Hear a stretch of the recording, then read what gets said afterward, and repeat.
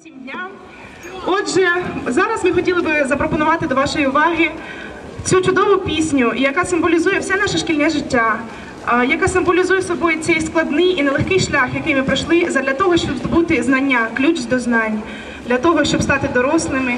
Ця пісня дуже сумна, і зараз я, можливо, буду дуже хвилюватися і плакати, але буду намагатися її заспівати. І хочу вам показати, пояснити, що ці діти, для нас сьогоднішній день це не просто останній дзвоник.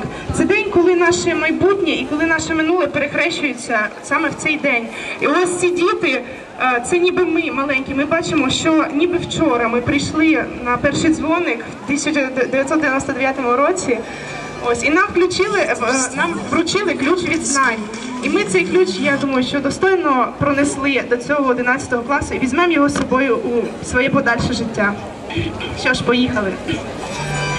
Вітер старі імена розвиває, не може дороги в покинутий рай.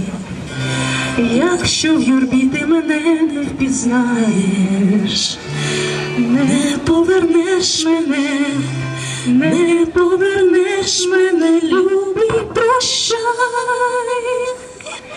Я залишаю твій берег, цей час розправляй, припинені ночі останнього слова труна.